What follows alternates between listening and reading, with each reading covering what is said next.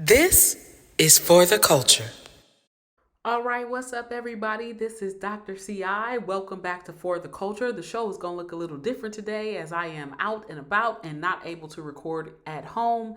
And so this is going to be audio recording with some media over it.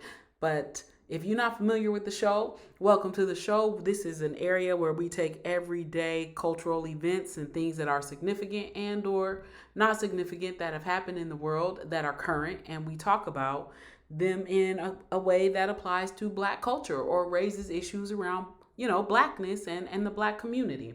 And so today I wanted to do a quick talk about the NFL player from the Seattle Seahawks, Chad Wheeler.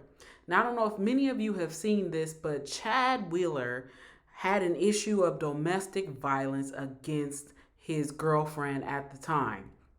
Now, here's the thing that I am looking at and have an issue with is that some details that have been released is that what Wheeler did is that he beat her, he assaulted her, and he choked her numerous times until the point of unconsciousness, where she was able to run in the bathroom and escape from him in order to find safety. And so I don't know if y'all have seen it, but it's a young woman who I'm assuming is a woman of color. But that doesn't matter in this case. What we really want to talk about is the fact that she is a victim of domestic abuse and domestic violence. Chad Wheeler was arrested. He has also been released, and he was released. He was about to go into free agency, and the Seattle Seahawks are no longer signing his contract. Now, why am I talking about this on For the Culture?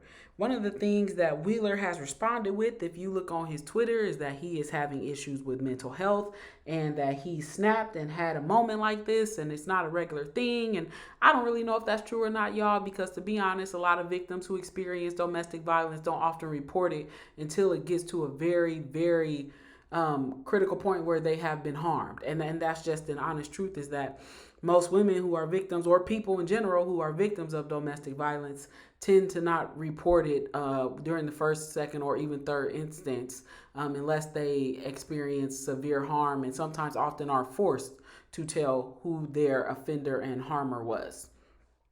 Now, my issues with it and why I brought it to For the Culture is one, that Wheeler has already been released from jail. And I thought to myself, if he was black, would he have been released from jail, right? This soon? And also, if his victim was a white woman, would he have been released from jail so quickly? And the challenge that I'm having here is with the fact that my answer to that is no. And so I see an issue of one, racial injustice for the fact that he is still out and able to go back home. And I think that there are multiple systems that have failed here. I think that one is the justice system, for which he has been, obviously reported as offending someone. But I also think that there's an issue here with mental health. Now, I'm not a big fan of Wheeler, and what he did was wrong. And I know that you should never ever justify someone's behavior, but I am a person who always attempts to understand it. And he reported that he had been diagnosed as being bipolar. To be fair, y'all, I don't know if that's true or not. But if it is, here's my take on it. I believe that our professional workplaces, whether it is sports and or any other place, doesn't always have consistent enough practices to help people with mental health. But I'm definitely going to point my finger at the NFL and ask the question of, one, what are y'all doing to support victims of domestic violence besides firing their offenders?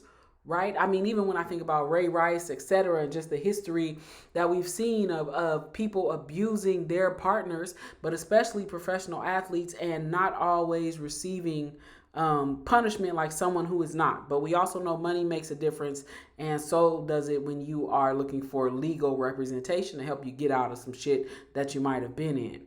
But what I'm also saying is that I think that there needs to be something done to have more support systems for people who struggle with mental health in professional sports and in professional workplaces and just in life in general, especially within our community. So I'm relating it back to us just because that matters and we need to have a conversation because, again, like Charlemagne says, you can't heal what you don't reveal.